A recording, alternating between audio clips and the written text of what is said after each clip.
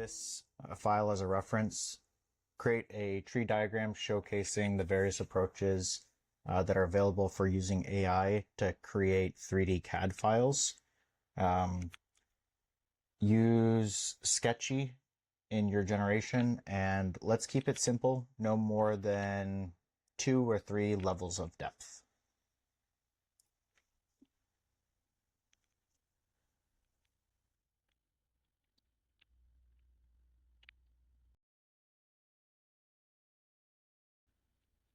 All right, so it looks like that finished, and by default, it'll save the files or a PNG version of the file directly to your directory. But let's read through this, right? So we have direct text to CAD. We have the image to 3D to CAD, right? This is more for your like trellis models and the ones that use effectively a diffusion-based approach. And then you have the text to 3D mesh to CAD. And there's a couple of nuanced ones in this category, but a lot of the times they still aren't BREP safe. And like this approach would rely on a mesh repair.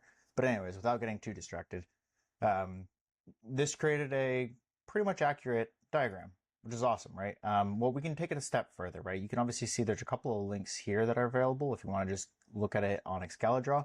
But let's say that we want to work on it in a centralized place. And if you remember from before, with Sketchy, we have an entire like icon library, and there's a couple of new ones, by the way. But let's say that you want to work on it in a centralized place. What's awesome here is we now have a way that whether you originate a diagram from the web app or from opencode, you can work on it and collaborate in both directions. You get that full kind of like traceability here. And let's take it a little bit further and say, all right, this looks pretty good here. And I could just make a change directly in this chatbot and have the AI work from here. But let's say that we actually want to go back and do it from here. Let's say,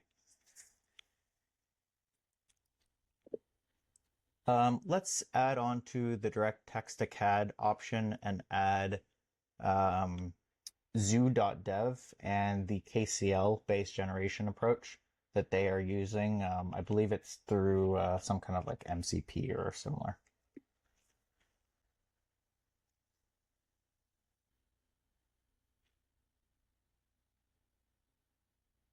Apparently it doesn't, it can't hear how I say zoo, ZOO.dev is the actual company.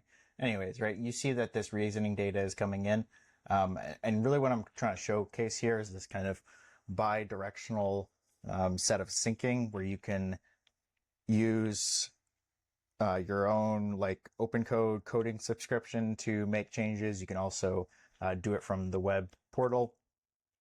You can interact using kind of your like the most human intuitive form, like a mouse and a keyboard, right? And you can directly manipulate the diagram or let AI do it for you. And if you want to get started, follow along with the animation.